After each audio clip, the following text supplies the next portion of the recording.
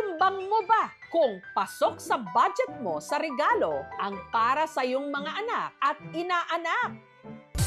Pwes, takbo na sa warehouse na ito sa Cabuyao City sa Laguna. Ang mga laruan kasing ibinibenta rito, hindi mabigat sa bulsa.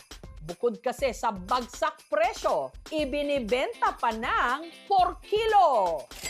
Maganda siya, makakamura ka. Ang siste, bawat shopper, binibigyan ng isang malaking shopping crate na pwedeng punuin ng samut-saring mga laruan mula stuffed toys, dollhouse, mini trolleys, board games, at kung ano-anong collectibles. Kada kilo, 160 to 500 pesos. Depende sa klase. Pag new arrival, ang hard toys ay nasa 500 per kilo. And then sa stuffed toys naman, 160 per kilo. And then sa board games, 180 per kilo.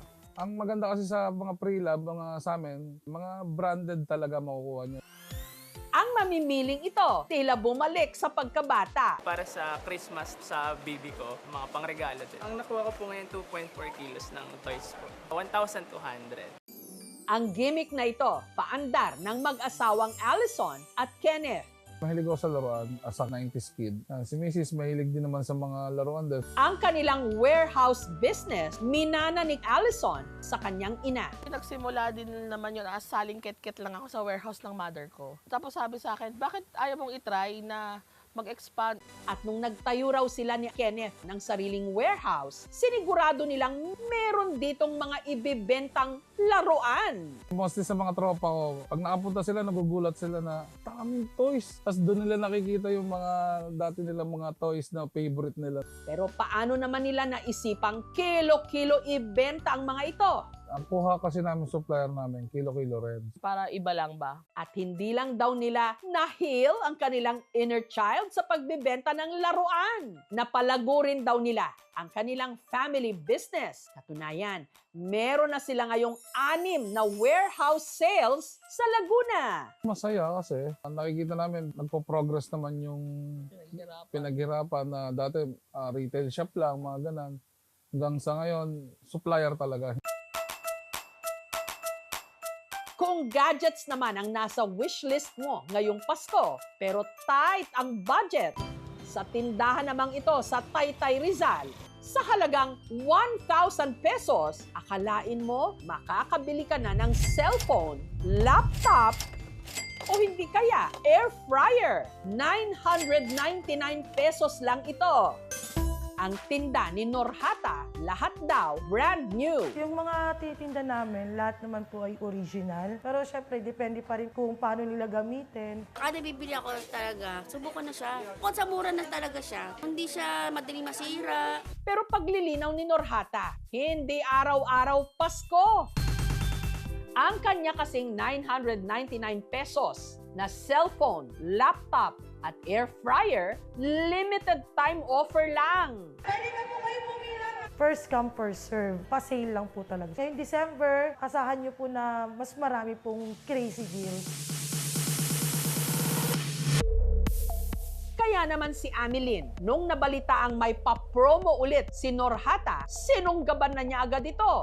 Bumili siya ng cellphone na ipanre-regalo sa kanyang ina.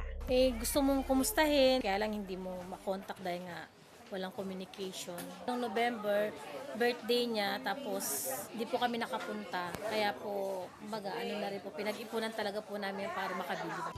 At sa mga hindi naman daw makakaabot sa kanyang sale, no need to worry daw. Ang regular price kasi ng kanyang mga tinda, abot kaya pa rin daw. Meron po kami mga appliances, 999, 199, 299 pesos.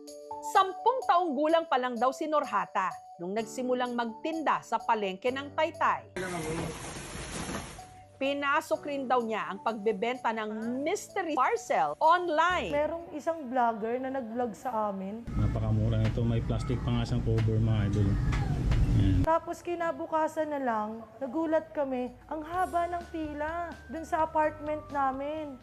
Nung nakaipon, nagbukas siya ng sariling gadget shop. Napalago niya ito at nakapagpundar na siya ngayon ng sarili niyang bahay. Overwhelmed din naman ako na At the age of 26, narating ko naman din po kung ano po yung narating ko ngayon.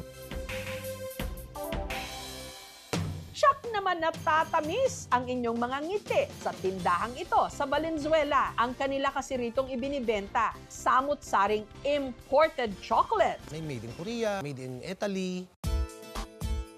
At kung sumakit man daw ang inyong mga ngipin, hindi ang inyong bulsa. Lahat kasi ng mga ito, abot kaya. 20 to 30% na mas mura raw kumpara sa mga ibinibenta sa grocery at supermarket. Ang ginagawa kasi namin, ino-order namin ng bulk, tapos tinutubuan lang namin ng mababa. Lahat ng item namin dito is imported, original. Mura siya, pero matatagal pa yung expiry. Good find po talaga sa akin tong store na to.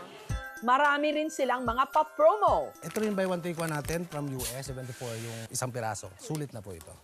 Ang madalas daw mamakyaw ng kanilang mga tsokolate, mga reseller. Actually, yung mga customer namin dito talaga yung mga may maliliit na negosyo. Papatungan nila ng same as na binigay namin na presyo na discount. Pero si Trixie, ang mga pinamiling chocolate, kanya raw ipanreregalo sa kanilang Christmas party. Since this year na-promote ako, ito yung treat ko sa kanila this season.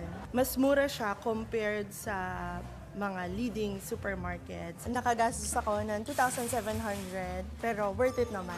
Nakamura ako kasi marami na siya, 83 loot bags. Usually, umuwi ako, may mga dala-dala ako na pasalubong na binili ko from the States. And then, bukod sa bulky, mabigat, hindi na ako makapagdala ng sarili kong gamit. Actually, there's more here, cheaper. Ikaw, ano ang inyong Christmas shopping hacks? Huwag nang i-gatekeep yan. Pabulong naman para lahat makapamahagi ng aginaldo. At pare-parehong merry ang ating Pasko!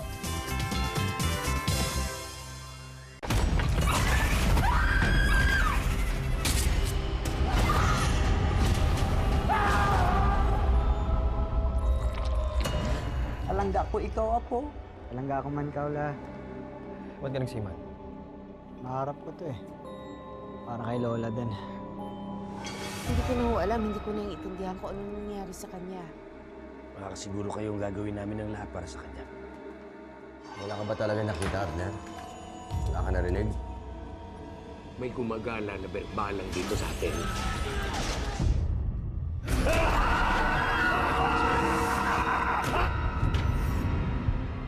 Ang mga nangangambang puso't isip, ginagamit yan ng demonyo para kumapit sa kaluluwa ng tao.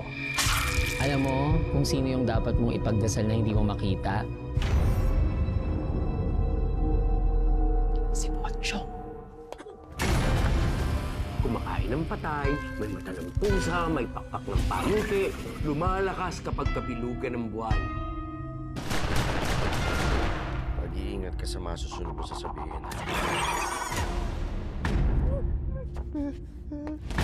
You know about the Pochong? Please refrain from talking about Pochong. Do not attract its attention. Father Rex, yan po bang pinakamatinding sanib na naharap ninyo?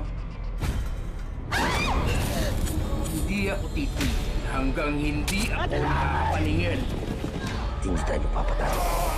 Nakampi natin ng Diyos. Huwag sumapakita sa akin! Ha? Masusunod ang kaluluwa mo, Silvier mo! Mapatawad ang Diyos sa lahat ng lumalapit sa kanya!